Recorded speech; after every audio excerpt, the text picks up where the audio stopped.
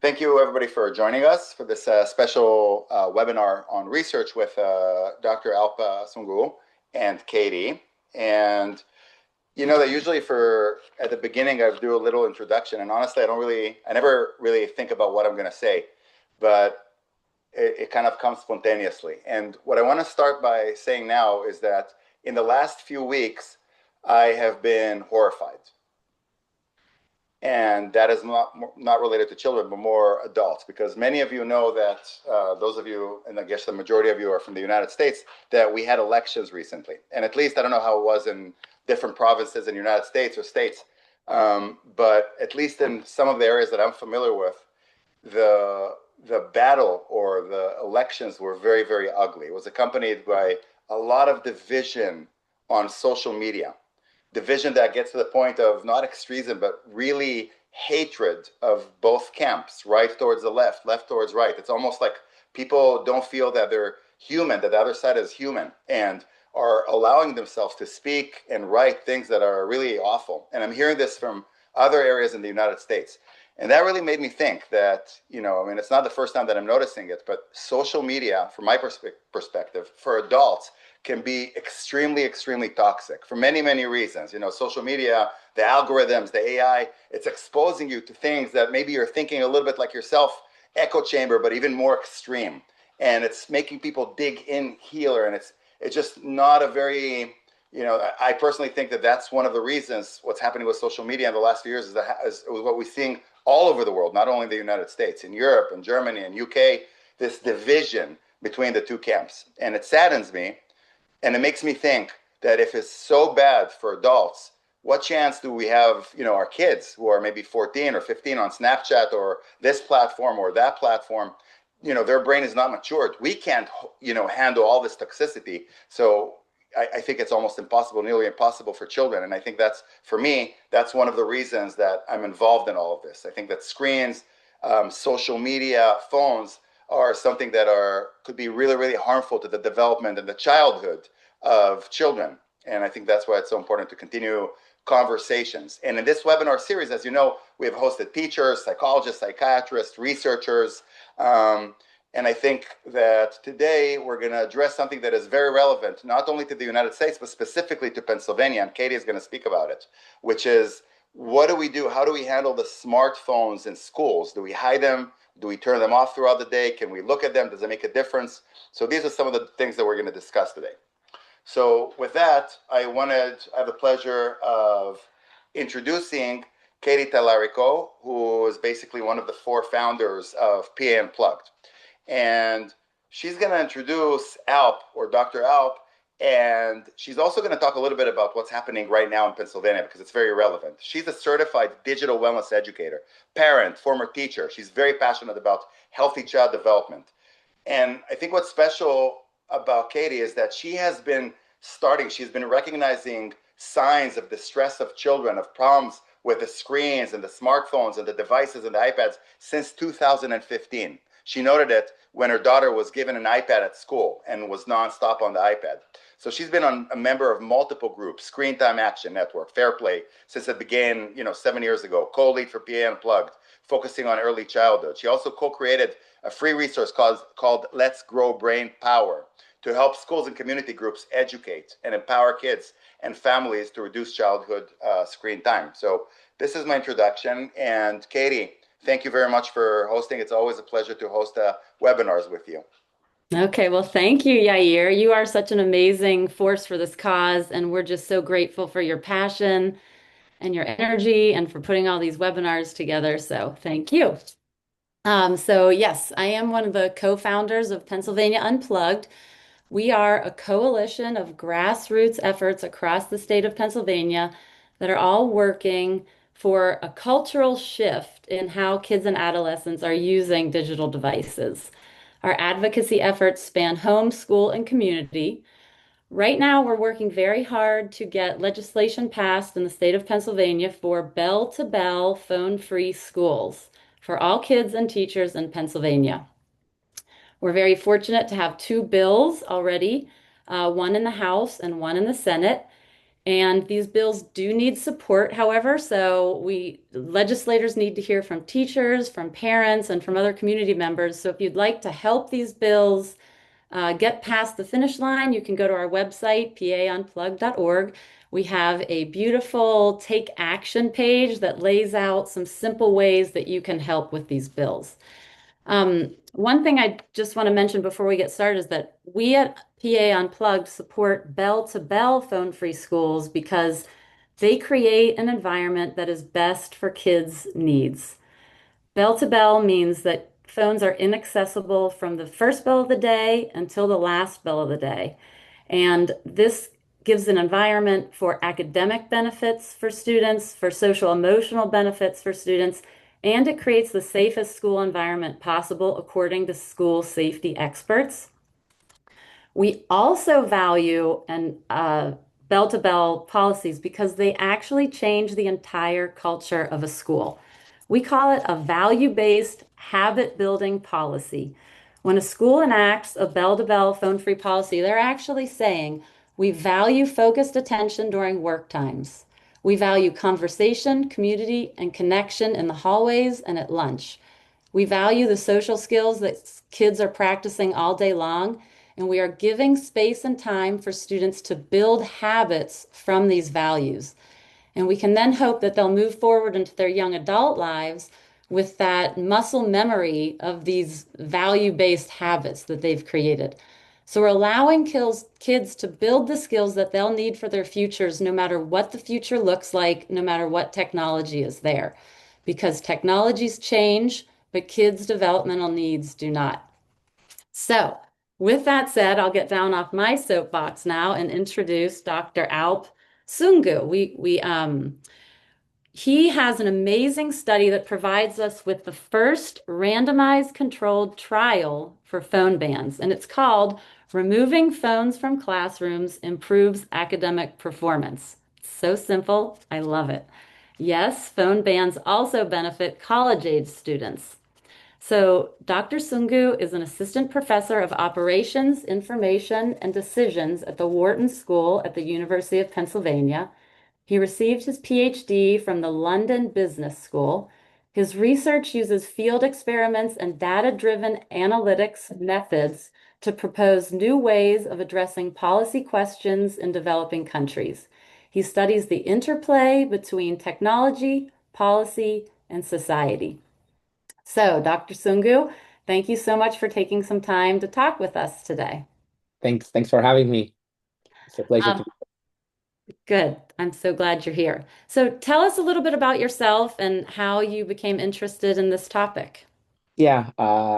So I did my PhD in a field called operations, where we basically try to understand how things are processed so as to improve efficiency. So like at the core of our field, we really focus on how resources are allocated and how to increase efficiency.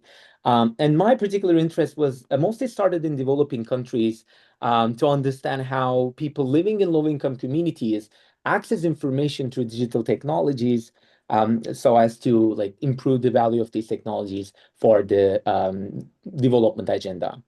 I spent about a year in a low-income community in Mumbai.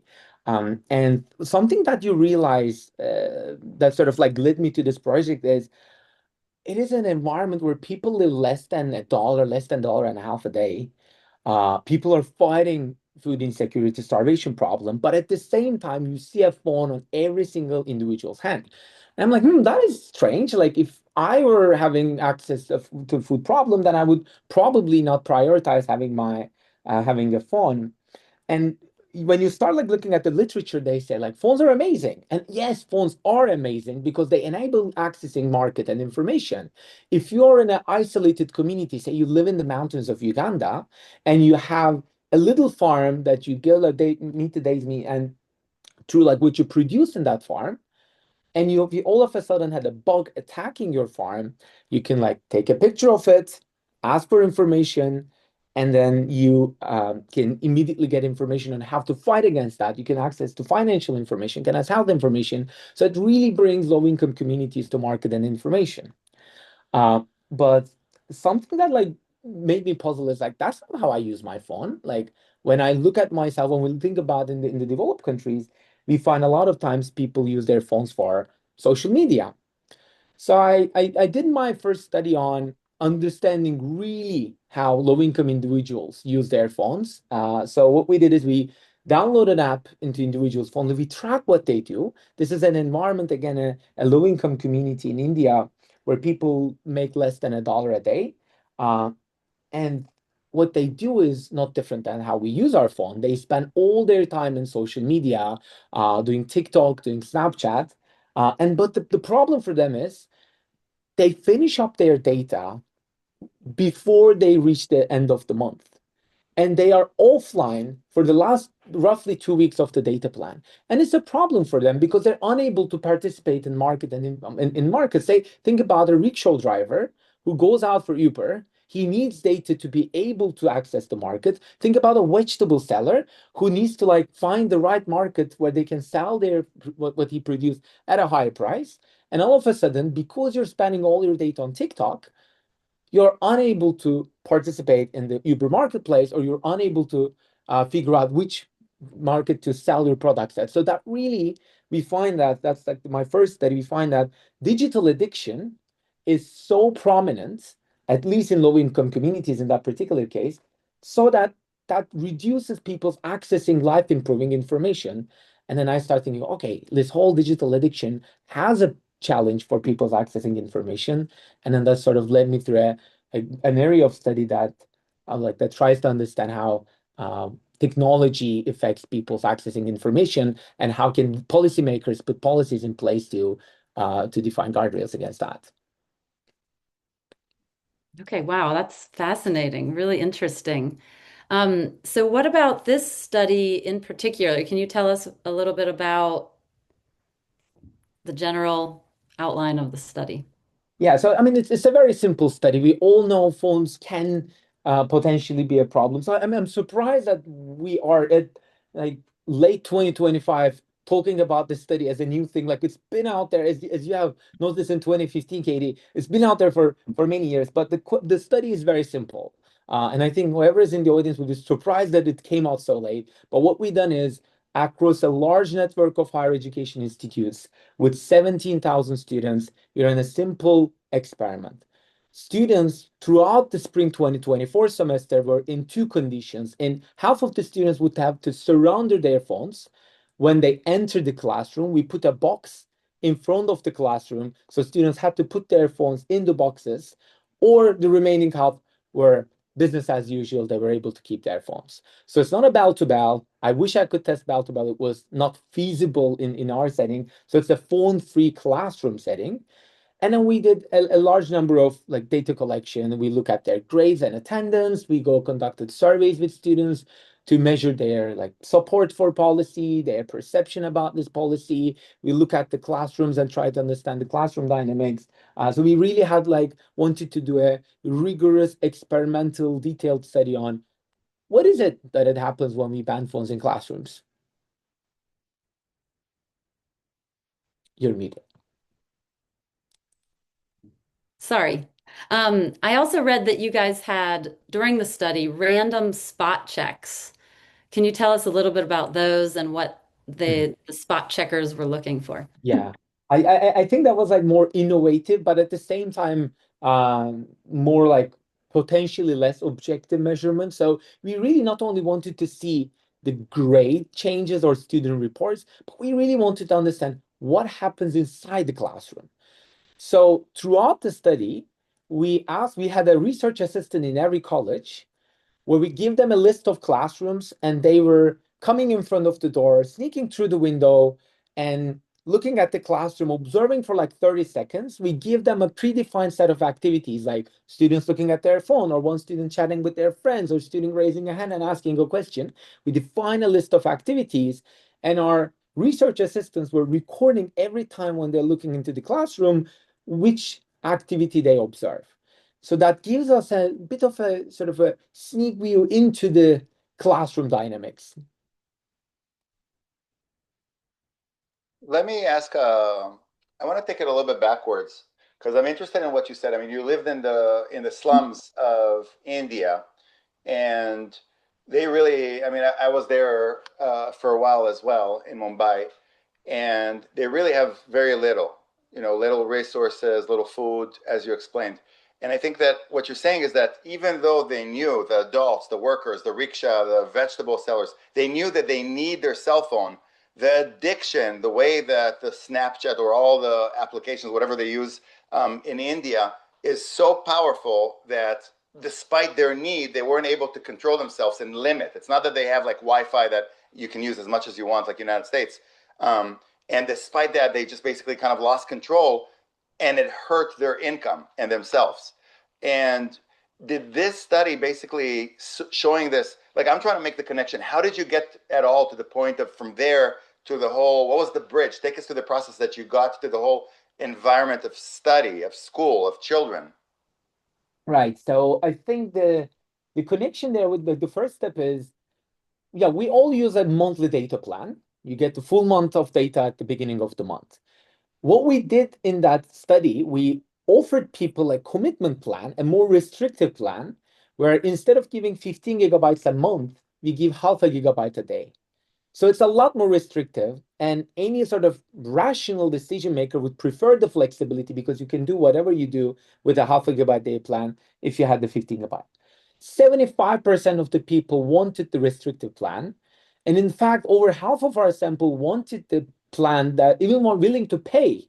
Again, in an environment where people are extremely financial liquidity constrained, they were willing to pay to tie their hands with a more restrictive data plan.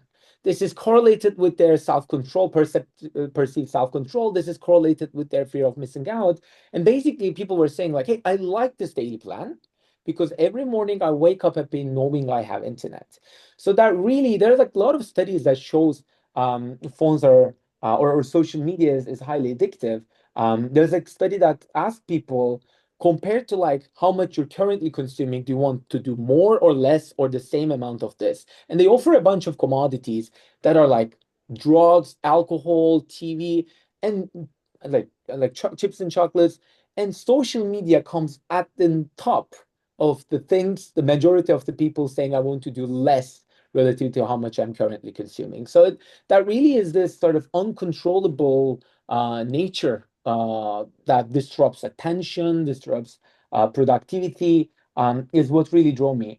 And just people accessing information is really like what enables human capital development, meaning people getting more skilled and improving like societal well-being.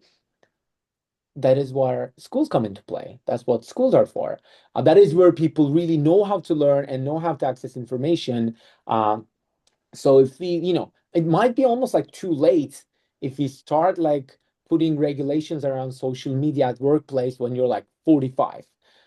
It might be good, but I think it is really where the skills and cognitive development or learning skills is formed that they're at school. So I sort of, at least in the last couple of years, I put all my sort of most of my attention in the school environment. How does social media affects? How does AI affect students, both from a teacher's and from students' perspective?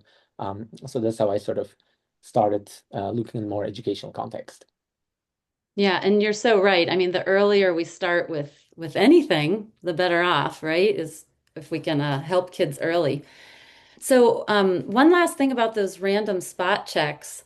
I noticed that the checkers were noticing there was actually higher engagement from the teachers in the phone-free rooms. Can you tell us a little bit about that and why you think that might have been? Right. Yeah. So I mean, I think there are like a couple of things happening.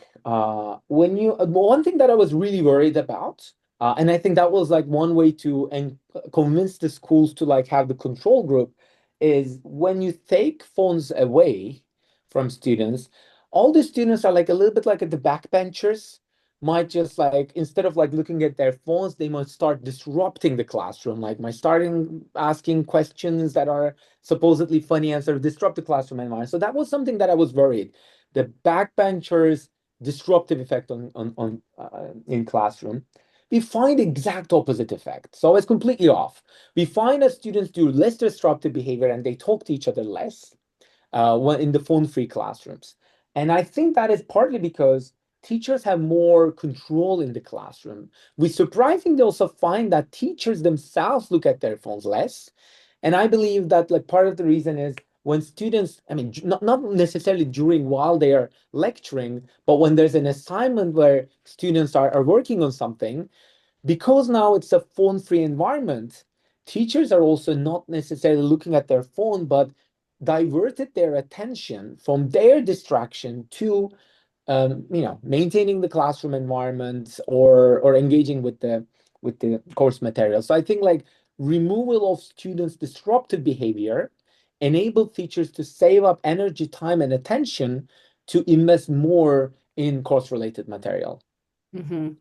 And of course, and learning really is such a relational thing. So that's that relationship between teacher and student that makes all the difference because more than just information is being passed along. It's that empathy, connection, the communication. So I just think that's really significant that not only the students were more engaged, but the teachers as well. And I love that it changed the community of the classroom. So what about the results? Do you want to tell us your sort of results from the study, please? Yeah, absolutely. So the main punchline result is, phones out, learning's in, or like however you want to call it. We take the phones away from students in the classrooms, and we find a significant increase in their grades. So an average student, we find a 0.083 standard deviation increase in grades. And what does that mean? 0.083 standard deviation. It is comparable, the benchmark would be, it's a comparable to having a mediocre teacher versus a very high quality teacher. So it really is an intervention that is not like, it's not transformative. It's not going to change the future and it's not going to make the schools all of a sudden a completely different environment. It is not transformative, but it's also non-trivial. So I think the way to think about these policies is an easy win when it comes to grades, because it's really difficult to train a mediocre teacher to become a very good teacher. It takes a lot of trainings and effort and motivation and salary. There are like studies that doubles teacher salaries in Indonesia, and there were like almost no impact on grades. It's really hard to make a teacher a better teacher, or train students to be more gritty.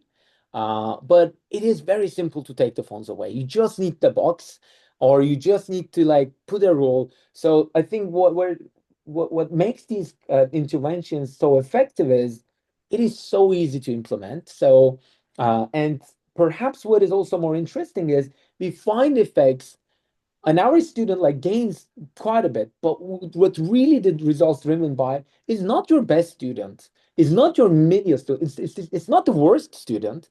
It is a student that is like a little bit behind the pack. It's not the so-called lost causes, or it's not your top student, but those are the students, the students who benefited are the ones who are like slightly lag behind. Maybe they're like having a bit of a difficulty catching up with what is happening in the course, and they're like a little bit discouraged. So they divert their attention to their phones, but now they can't do that. So they're like, okay, there's nothing much to do. So they start listening to the teacher and they're like, okay, now I'm back. So I think we were able to, at least the way we interpret this is these interventions basically enables those students to relocate their attention to the lecture, and that's sort of where we gain the benefits. It's very much important that the benefits are not from the top performers, but it comes mostly from bottom, because that means a lot for educational equity. A lot of students who drop out are coming from the bottom of the distribution. So it's not that only a Harvard Wharton student is getting A versus A plus, but it's like a potentially a school dropout can be engaged back into the school system. We have some estimates on like what does it mean in school dropouts that I think um, is quite meaningful. This is really interesting. And I think I just have one comment to mention, because you mentioned that on the arm of the intervention, meaning the arm that they took away all the smartphones, you have observed that the teachers themselves, for example, when they're giving assignments, if there's a 5 minutes assignment, they are less so distracted. They are themselves, the teachers are not touching and I can just say that from my experience, it makes total sense. Like my kids go to this fly yoga thing. And just recently, in the last few weeks, the teacher has like, she put a little half circle of chairs for the parents to sit together, and they can look out of the window to see the kids playing, but mostly to talk with each other. And the teacher specifically mentioned, this is kind of like, it's important for us to have an area, a zone with no smartphones and no cell phones. And I mean, of course I have the urge because I'm an addict to my cell phone, and most of the people are, but for the whole hour, none of us, maybe 5 parents or so, were just basically fully, communicating with each other, having an amazing conversation about, including phones, but other stuff as well. No distractions whatsoever. So I think that when you set the tone for nobody is on the phone, nobody's on the smartphone, including so maybe it affects the teachers. So that's my comment. But now the question that I have for you, I have a lot of questions, but one of the questions is, how long was, like, I'm trying to understand, this is because it's a little bit difficult to, extrapolate. I think that in the United States, in most of the places, as far as I know, kids are not on the smartphone. I mean, they don't have the smartphones in the class. Maybe in recess, maybe this, maybe that, but not so much in class. So you're saying that the control arm, those that had smartphones, were just basically they had and they could play Snake or whatever other computer games. And that's kind of what they were doing most of the time. So semi listening and semi kind of hiding the table a little bit, the smartphone a little bit, or the phone, and playing with it. And how long was, because it's a different thing if it's just a couple of weeks or longer term. So Great question. So in our control group, we didn't, and I think it would be very difficult to do so, to have like a phone allowed environment. It's not like it's ever allowed. It's that every teacher has their own rules. It's not that I know, in states that the phones are not banned. Some teachers are a little bit more relaxed. Some teachers already have a very strict ban, and a lot of students can't use it. So we really let it as business as usual.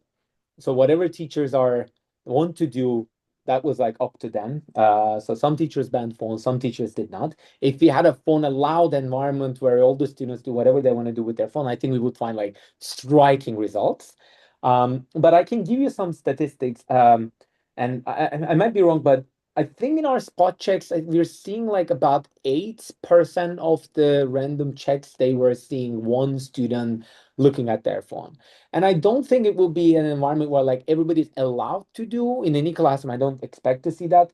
But it is that if a teacher is not like very strict about it, they might be able to like check their messages, or maybe like under the desk, they're like hiding in looking at their phone. So it's not a phone allowed environment. To your second point about the duration, I think the duration here is key, because if you do this study for like 10 days, your brains are just like rewiring and like setting that environment, reaching to an equilibrium and stated state where things are more adapted to the phone-free environment is very important. So we did the study for one full semester. I don't think even that is enough. But I think one part that we realized when I said like the duration is important is, first, there is a sort of a feedback loop, especially for the low performers. Now the low performers are getting slightly better grades. When they see their grades, potentially what might happen is, instead of some dropping out or some like having lower grades and slowly drifting away from an education, academic motivation, they now have higher motivation to get back into the school system, get back into their coursework. So that might sort of push the entire classroom to be a little bit more higher motivated. And also, I think a lot of times, especially in the United States, a lot of pushback comes for the policy support, because grades is a policy, or learning is a policy objective, but it is not necessarily everything that the students care about. So I think what also matters, students' voice also matters. It's not that we sort of slap the ban on them and we don't care about what they think. What they think matters a lot. And I think one of the most exciting results of the paper is, after the ban, and it's a forced ban in our study, students who experienced the ban liked it.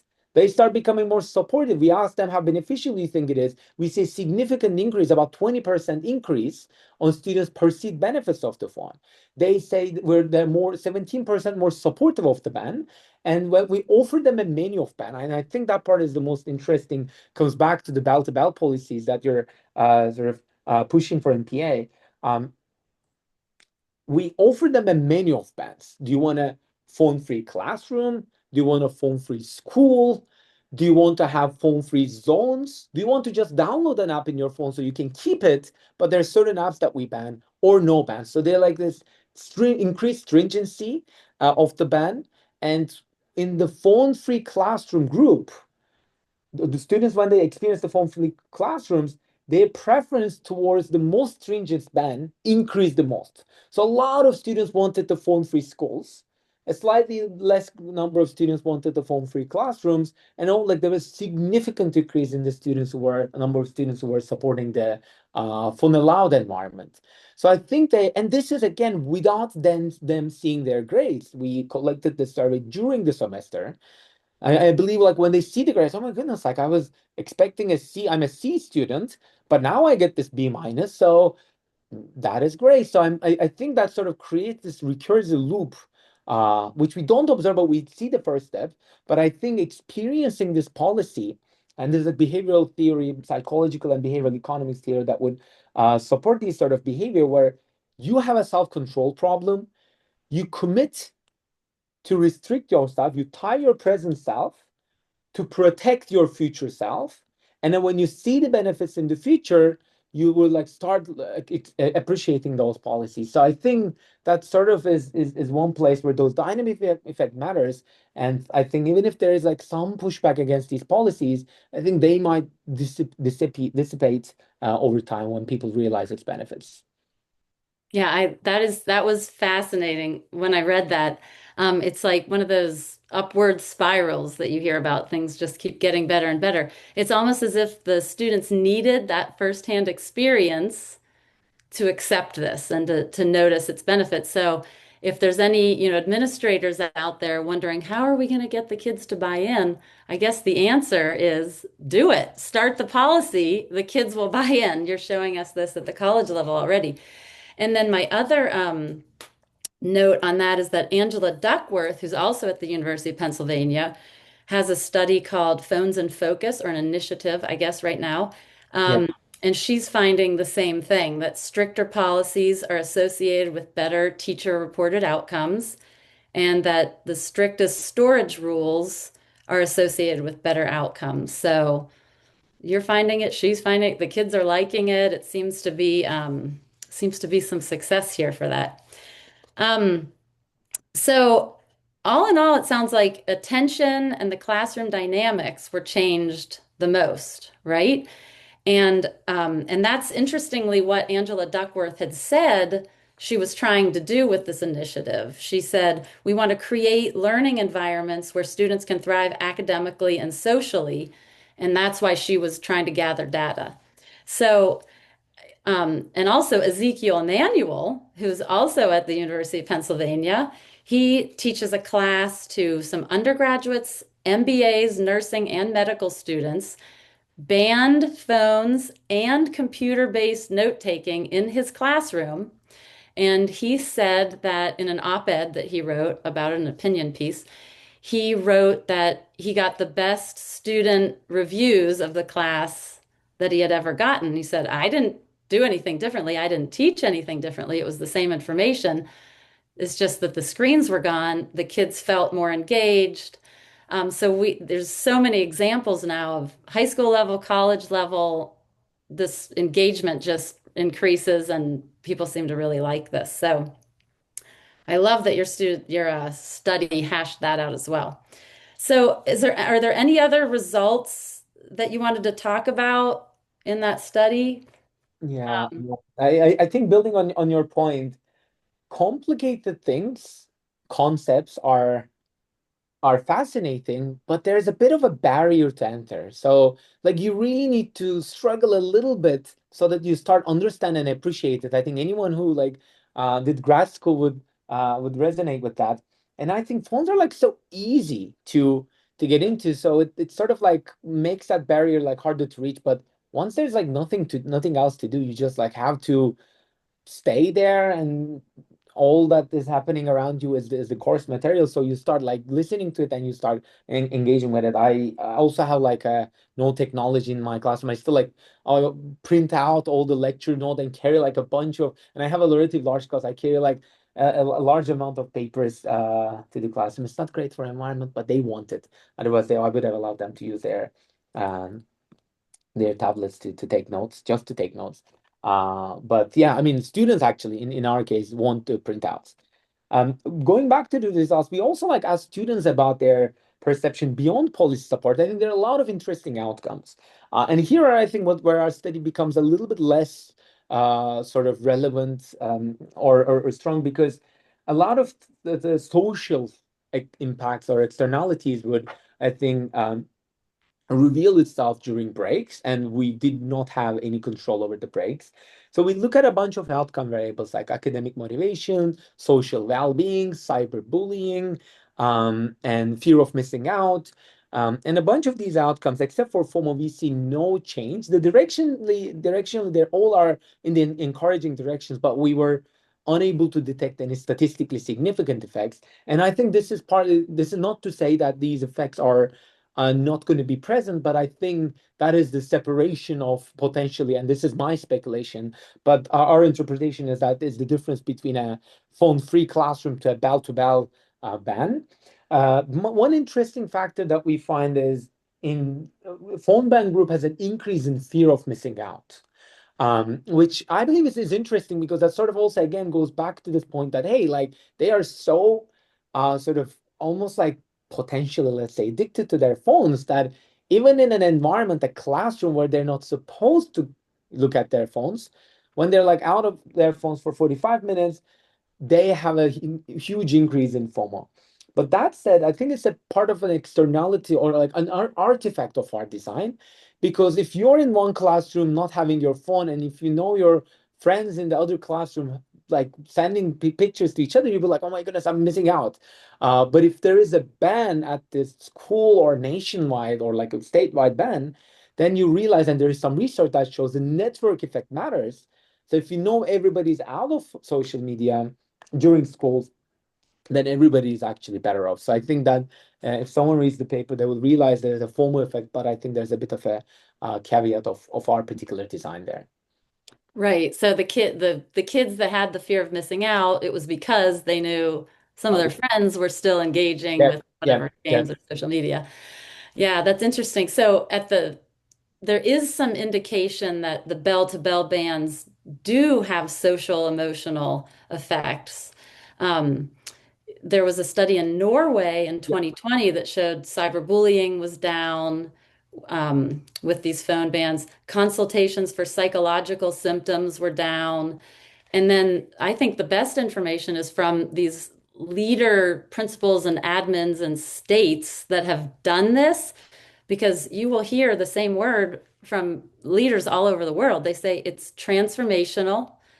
There's more talking in the hallways, there's more laughing at lunch, more conversation, a better sense of community. Kids are even checking out more library books, we're hearing. Okay. Um, they're signing up for more extracurricular school-based activities. So it really is a culture change. Um, and even if it changes the culture, even if there's a few kids that aren't following the rules, there's always someone who's going to get around it and be some, put a burner phone in the basket or whatever and use their phone. But the culture in general is still changed. So all around a good thing. Um, so Yair, do you have any other questions about this particular study or? I do. Actually, I have a question Okay. to you. I'm going to put you on the spot, Katie. Um, Uh-oh. but actually, a question to both of you. Because what you're saying is, like your study was focused on classes, but we extrapolate, and based on what Katie was saying, experience of teachers, of principals, the studies that were done, it's even more pronounced when it's a full school day ban, no smartphone whatsoever. So my question to you, and I kind of been discussing this with John Bellis, who's on the call. He is one of the first ones to have started the wait until eighth movement in the mainline and in our district. Is this: we think that in addition to all the policies of school, we think that if kids themselves will just not have smartphones, let's say until at least ninth grade. It's called wait until eighth, until the end of eighth grade, but many people think that it should be called wait until at least the end of eighth grade and maybe even into high school. So the question that I have for you, and this is a challenge that I've been experiencing. When I talk to different parents in our school, in elementary, maybe in middle school, in the neighborhood, it's sometimes very hard because you can kind of tell in a second when you see somebody who feels exactly like you. No way I'm giving a smartphone, even if it's going to be my kid is going to be the last one in class. I don't care. We see the damage, blah, blah, blah. But many of the parents don't see it. And they feel that is kind of my sense is that when I start the conversation with them and they hear that where this conversation is going, I wouldn't say that it's they have a hostile reaction, but I really see that they close off. And why is that? It could be a million reasons. It could be that maybe they already gave their older kids a smartphone. Maybe they have a fifth grade that they already gave, and they feel that maybe when I'm saying it, it's like, oh, Yair is better, and he's telling us how it should be done, and this and that. And it's very difficult because I still haven't figured out. I feel uncomfortable when I'm having these conversations, when I try to discuss it with parents and it's not going well. And I know that many of the people in our movement, Wait Until Eighth, like John Bellis or SFC, or PA Unplugged, or all these organizations are also kind of caught in this situation that it's difficult for us to, I wouldn't say explain or convince, but it's just kind of like in many cases there's a block, a wall. So how do you approach it? Because you've been dealing with this for a decade. Well, I mean, I would say that it is impossible sometimes to do it alone. So my experience with two kids is that the first one, it became impossible. The kids end up literally missing out on things. And so you do sort of cave in. And I think that's where Jonathan Haidt's collective action comes in. And that's exactly what we're trying to do here at Pennsylvania Unplugged, is to let parents find each other. So if you can find a buddy family to delay with, it does make all the difference. So for my second daughter, she had two friends that the parents, we all got together and said, okay, we're going to wait until eighth grade. And we did it. And it was so much easier. And these three girls played outside all through, well, it was the pandemic also, so that was part of why they were outside. But they played all through middle school, and they're all approaching 16, or they're 16 now, and they are still fast friends. And the habit is there to not be on their phones when they're together. So they're not. They put them away generally, and they still act like kids and have fun. So I think there are some people and families who are probably strong enough to just do it on their own, but I'm not one of them. And it is so much easier if you can do it with someone else. It does get to the point, like my younger daughter literally was missing tennis captains practices because they were all communicating about them on Snapchat. She didn't have social media. So it becomes more difficult, but as the culture changes, I think it's getting easier and easier. And you've said before, we're preaching to the choir, but the choir is getting bigger, Yair. That's what I'm hoping. Alp, Yeah. what do you think about this? Yeah, I'm sure that in your work you've encountered this as well. I think if everybody is out of their phones, that might be the first best, especially in the social media. I'm not saying phones themselves. Phones a lot of useful things. You can communicate with your family and all. But so with social media, there is some research that shows if everybody is out, that is the first best. But if everybody has access to their phones and you are the only one in isolation that is out of social media, that would create some externality. So I think the key here is moderation. Because like if you graduate high school without having social media, you will guaranteed to have problem with your dating life. For sure. Like this generation is impossible. So there are like certain benefits slash needs, and just like complete isolation would just make it harder for kids to like integrate and socialize with their friends, just as you were saying, Kate, with the whole Snapchat thing. So it just, and it's not harmful if they're like spending a little bit of time.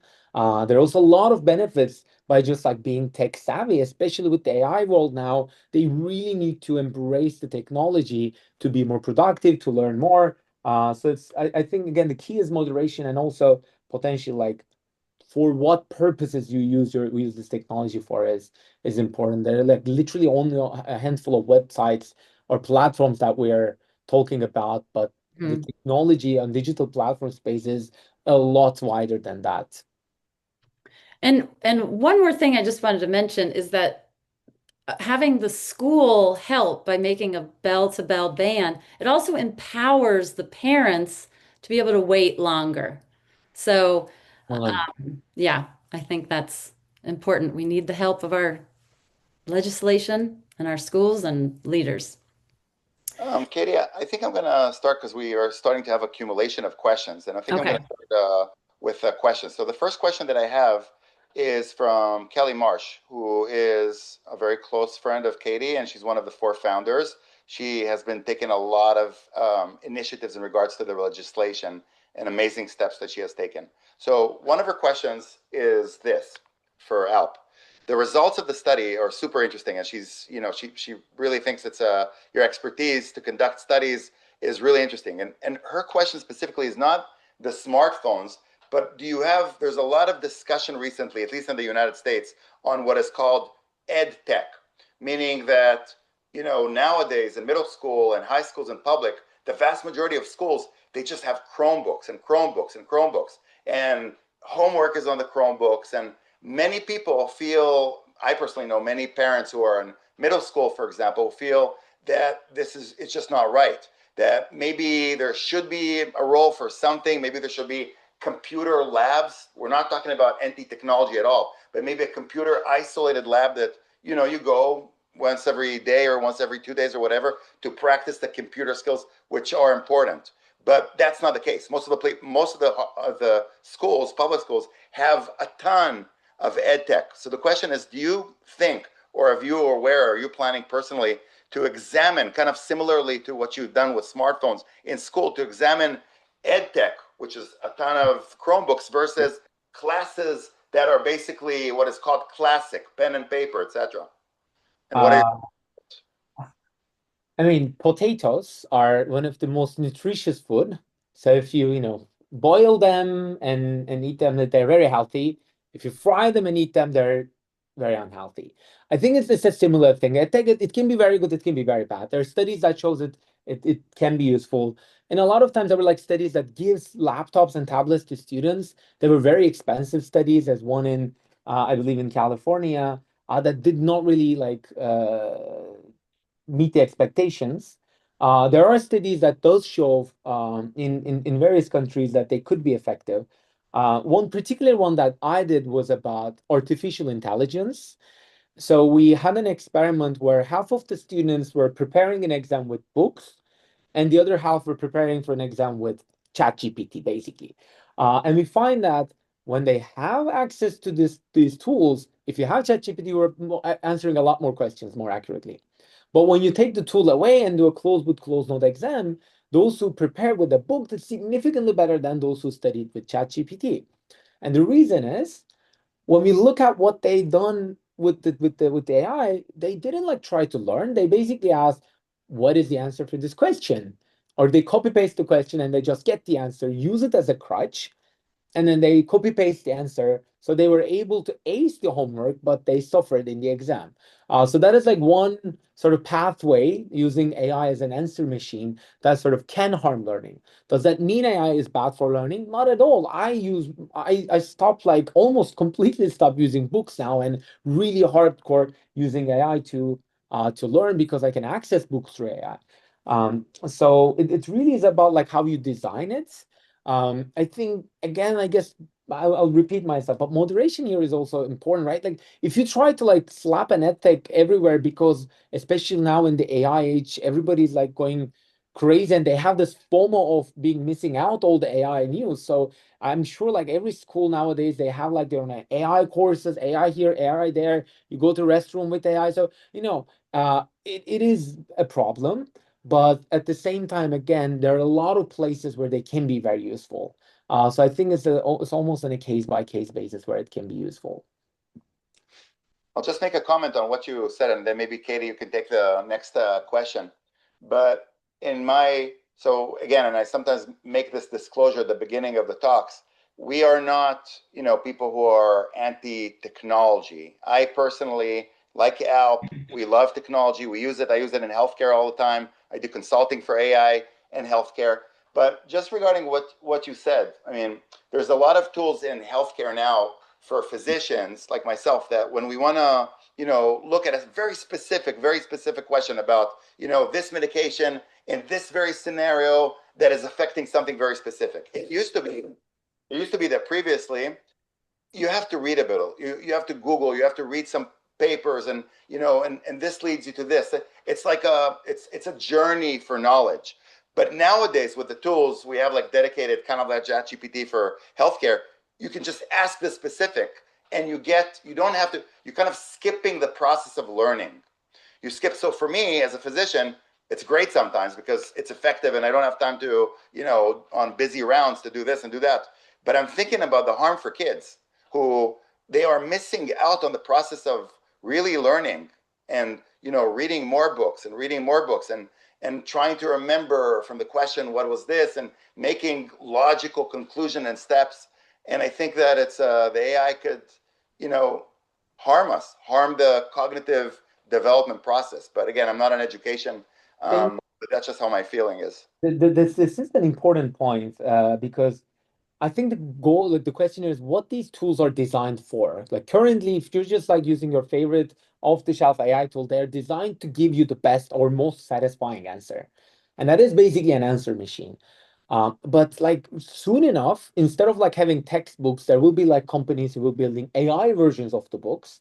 And there, I think the partnership, like private partnership, will be super important because if like if instead of a professor writing a book, if a company writes an AI version of a book, it I'm fully with you that it sort of hurts the journey. But at the same time, think about an AI tool where its goal is not to give you the exact answer to the specific question you're asking, but it thinks, oh, like what is the knowledge domain that this person, based on the question they're asking, is missing? So I'll give them the answer to sort of not only give the particular answer to this question, but also concepts around it, or like opens up a pathway for them to like explore new concepts. I think we don't really have AI tools right now that is designed to or optimize or tuned for like this optimizing for this learning objective. It's all for like giving the best answer. And if it's an answer machine, it will just work as an answer machine. Hmm. And then it sort of is skipping that the scaffolding of the learning and the hard work and the friction I think that you mentioned earlier that I think kids need to go through in order to gain the skills that they'll need for the future and the learning they'll need for the future. And in that, I was reading about your study, it was, or the research paper you were involved with in the Proceedings of the National Academy of Sciences. And one comment in there was that learning is critical. Well, generative AI has significantly improved human productivity, and we're talking about adults here in general. And learning is critical to long-term productivity, especially since generative AI is fallible and users must check its outputs.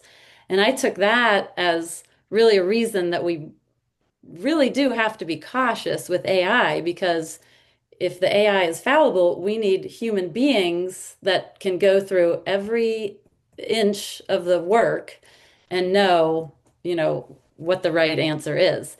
So, and then do you have any comments on like cognitive offloading or AI dependency? Yeah, I think it's what etymology poses as like a jagged frontier. It means like what AI is and isn't capable of is not very well defined and it's not very predictable. So if there are things that we can with 100% precision without any worry that we can delegate to a technology, that's great. And we just like open up space in our brains. Like I don't need to calculate stuff like on top of my head. I have a calculator and I know it's going to always be reliable. The problem where AI, I think, is potentially harmful is in environments where it doesn't necessarily do a great job. And it will not be able to in the years to come in many domains. And I think it's very important because nowadays, I think like the one place that we see it is at the forefront of this coders. Um, they start, I think, junior coders, when they use AI, they code significantly faster. but their code also has more bugs. And if they have more bugs, I mean, like mistakes in the code that creates problem to run, it will take more time to be able to deal with those bugs, and it will take more time for them to become more senior or more experienced coders. So now the current experienced coders know all the problems in and out, so they can use AI easily and become more productive. But if it slows down the learning process, it will take more time for you to be a senior developer. And that sort of overall potentially harms the productivity benefits that we're currently seeing. Interesting. Um, so I was just going to look at the audience questions now and see where we should go with this. Take So, or you can go ahead if you want. oh, do you have one in mind? I was just reading through. Yeah, so let's ask what this one. I think that this is an interesting question. It sounds like, based on, I mean, there's a lot of data that supports what you're saying, that in schools, the data is both in the United States, from Norway, from Denmark, from the UK, from everywhere, from Florida, we just saw recently. And the data is basically pretty, points, it's pretty clear that phones, at the very least at schools, should be banned. I mean, we know that from research, from data, from anecdotal experience of principals and teachers, like Katie was saying. So the question that we have, or the question that was raised, is why do you think it's still not happening?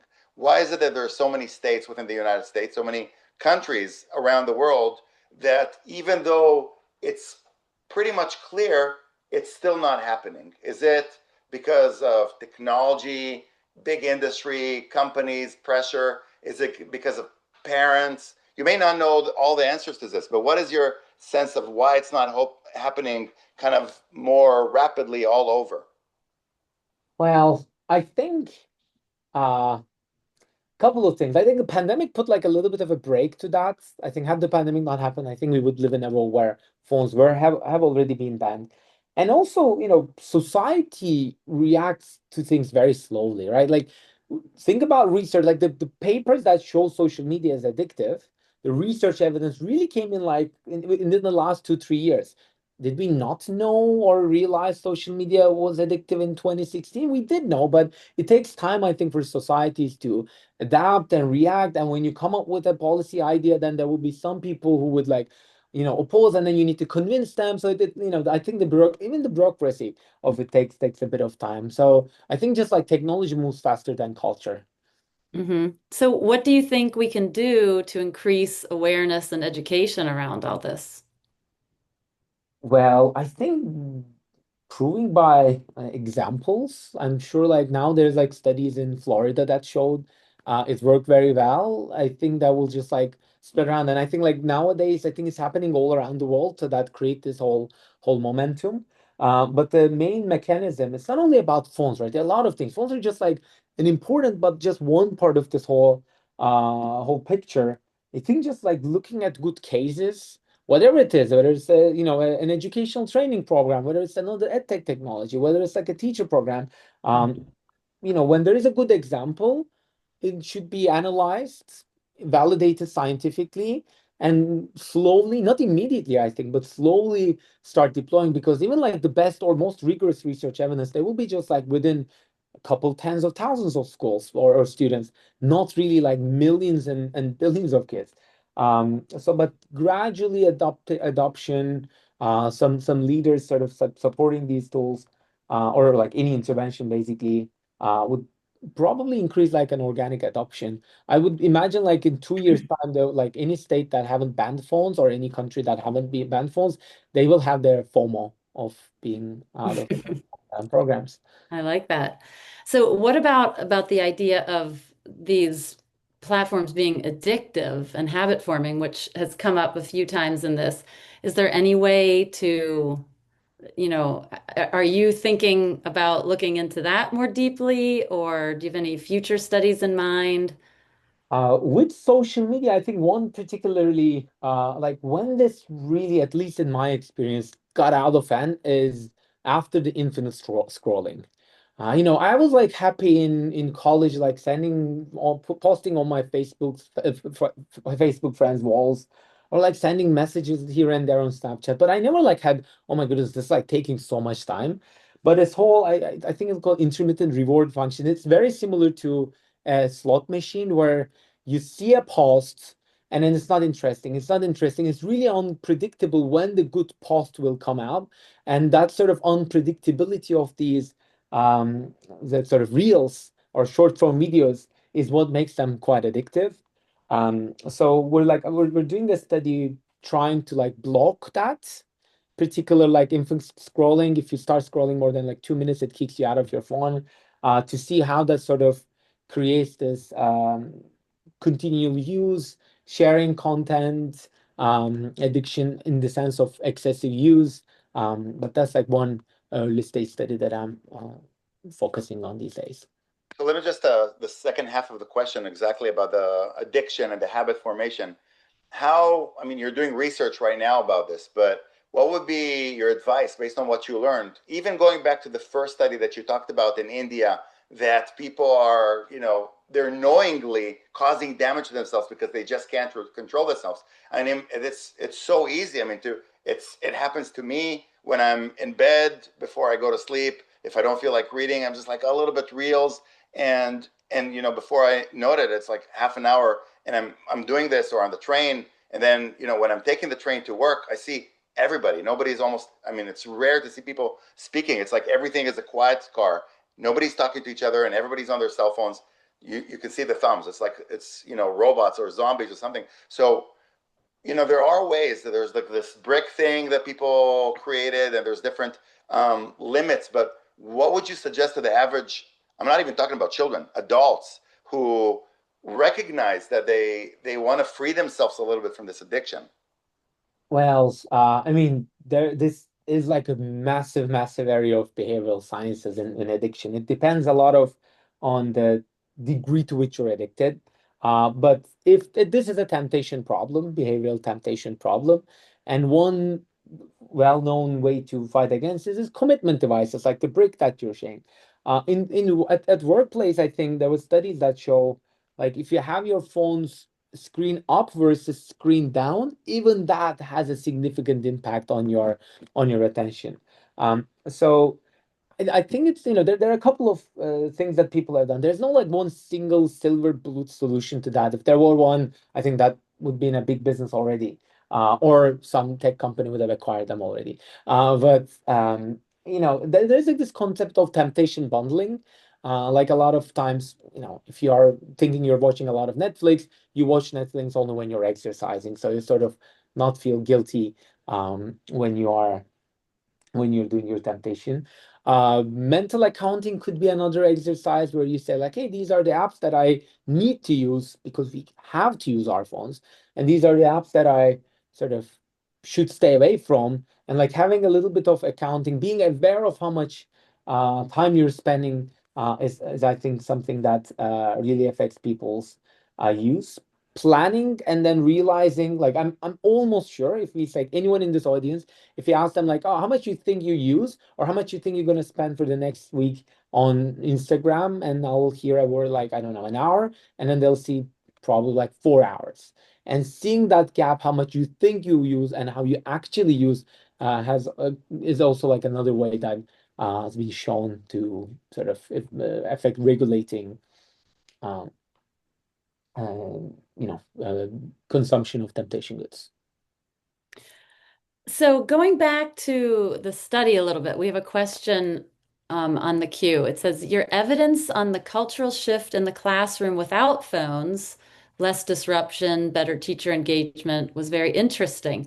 How can you study this? How does one quantitate this? Through a survey or? Yep, yep. So that is a great question because I think like I want to be very clear here. There are like certain things that are like really very objective, like grades, because there's an external grader who grades this, and there are like certain things that are a lot harder to quantify.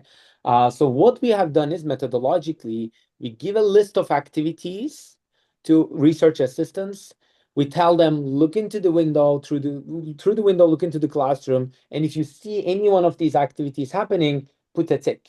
And then we across thousands and thousands of such observations, we were in and banned and unbanned classrooms.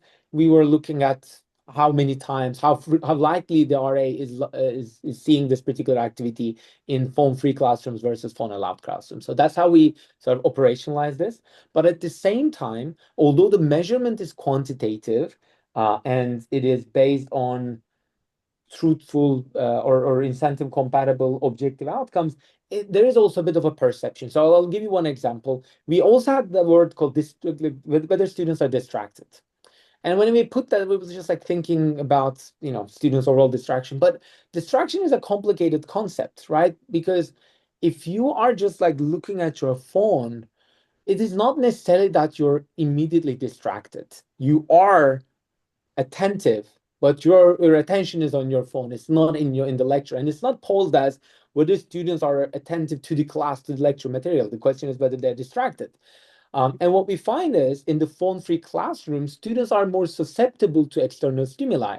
So in the phone-free classrooms, students say, "Oh, when there's a car honking or there's a noise outside, it just distracts me more compared to the um, phone allowed classrooms." Because if you look at your phone, it grabs your attention, so you don't hear the car honking. But if you don't have your phone and if you're slightly bored, and if there's a car sound coming around side, then you will be looking around, and this research assistant would come and observe you being as distracted.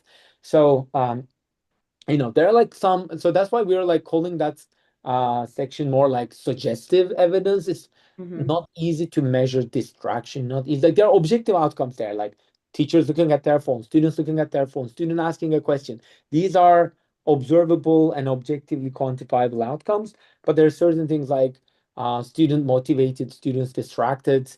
I think they're like a little bit harder to objectively measure. So Hmm. there's this research assistant perception that is something that we need to sort of keep in mind while we're interpreting these results.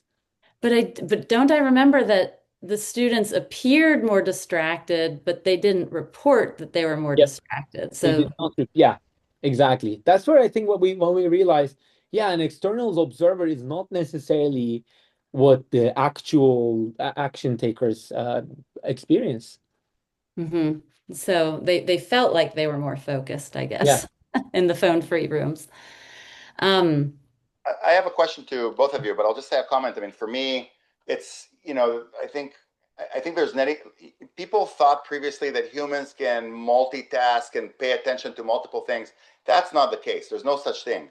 And I think that it's very clear, anybody who has kids and you see your kids watching TV or on their tablet, they are not distracted. The screen is swallowing them inside and they cannot hear anything. I mean, you talk to them, dinner served, whatever, the ambulance, but they're so much focused. So I think that the word distraction is in regards to distract their attention from the class, school.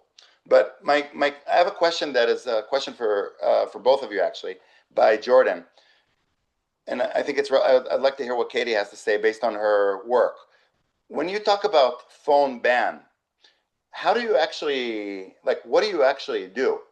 Let's say in class or, school, meaning bell to bell. What does it look like? What are some of the ways that have been proven to be successfully completely ban the phone? Like, is it, she mentioned a yonder pouch, or turn it off. There's this policies in some school districts, like Radnor here, not far away, is off and away. You keep it in lockers, or the school's not allowing them in the building at all. So, what are some of the ways that you have encountered, both of you? should I go first? So we hear that there are a lot of off and away policies where kids keep them in their backpacks, but those are not as successful because there is still that pull from the phone. Even if it's in the backpack, it seems to still have this mental pull on the kids. So if it's in a locker in the hallway or in a yonder pouch, I believe those are looking to be the most successful. And then the Angela Duckworth's information says sort of that that's the Phones in Focus initiative. She said stricter policies are associated with better teacher-reported outcomes. And that would be like the Yonder pouches, a phone locker. Some schools, there are super low cost ways of doing it. Some put them in bubble pouches. We just read today that some Pittsburgh public schools are putting them in bubble mailers and putting them in a bin and keeping the phones away for the rest of the day and then giving the phones back or giving the bubble mailers back and then kids take them out of there. So that's a super low cost way of doing it. There's, beautiful phone lockers that would cost a little more, and then Yonder pouches probably cost even more than that. Some schools even use manila envelopes and then put them in a big plastic bin. How have you conducted your research? How did you block or ban the phones from in the India study? We produce wooden boxes, so students will be putting their phones into the boxes. But I really don't think the medium matters. In our case, we were like operating with a bunch of like large number of institutes, and it like we were worried about any sort of pushback and disruption in the study if like someone's phone get lost or something. It wasn't like the environment was not under our control. We just like delegating the task to the school. So we go with the boxes, but I really believe the medium doesn't matter. It just again like even the phone like staying screen up or screen down has a huge impact. It's just get them away. Katie, you're on mute. No, I just liked that. Just get them away. Um, so yeah, we have actually heard from some kids in high schools that when they use the sleeves just for instructional time only policies, when the kids leave class, then they pull their phone out of the sleeve, then it's actually in their hand. So then they're using it in the hallway and it's almost worse to Yeah, use the sleeves during the bands. Yeah. that So is I think, yeah. go ahead. I think it's time to wrap up. I'll just say, we try to get to many of the questions. Just one comment from Laura, who's one of the national leaders, and she's been doing amazing work in Vermont. She specifically commented on, what you're doing, Alp, that it's fantastic, your efforts. And she's also hoping that you will help testify to support states, including PA Unplugged, but other states who are really desperately trying to pass bell-to-bell phone policies and social media free schools. And maybe social media, what they're trying to do in Vermont, for example, is no social media maybe until 18 or 21. So I think your expertise is very much needed in the United States for these legislations. I am so very much happy to be like in part of any sort of movements. I think it's just not an esoteric scientific exercise. It is something that really is happening. The reason why I've done this study is not like immediately fully, aligned with my academic goals, honestly, not like my career maximizing move. I think was like something inside, like as a human being. I'm not a parent yet, but like I can see the challenges. So I'm very much happy to like be involved in any sort of activities. If there are questions that we can like study beyond this program, I'm very much happy to be involved and explore ways to like bring scientific evidence to any of like these, like kids screen time. I mean, it is so big. We can talk for days and there is no real like strong research evidence that shows screen time to kids reduce their attention. And I think we can and should do that. And I'm a researcher, so I'm happy to like be involved in any policy activity. I'm happy to be involved as long as it's like aligned with scientific evidence, or to new matters bring scientific evidence so we can strengthen our hands. I'm always here, and if anybody wants to reach out, I'm super happy to be a part of any initiative. Well, thank you so much. This has Thank been you. like so informative, and I have a feeling you're gonna hear from some people. I would love that. Do people have my email? I can put my email here. Yes, Uh, put it, and then I'll share it on the group. And I can also share it actually in the follow-up here. I'll share it with everybody. But I can also in the follow-up email with a recording. So this is Alp's email at Penn, but I'll share it also with a recording. So anybody who has any questions or wants yep. collaboration, feel free to email Dr. Sungu. So with that, Katie, thank you as always for moderating. You've been wonderful. And It's great to meet you, Alp. Thank you for all the really important work that you're doing, and we will definitely be in touch. Yeah. Talk soon. See you. Thank Bye you. bye. Most importantly, thank you everybody for joining. The recording will be available in the next couple of days. Okay, thank you. Bye. Good night, everybody. Bye bye.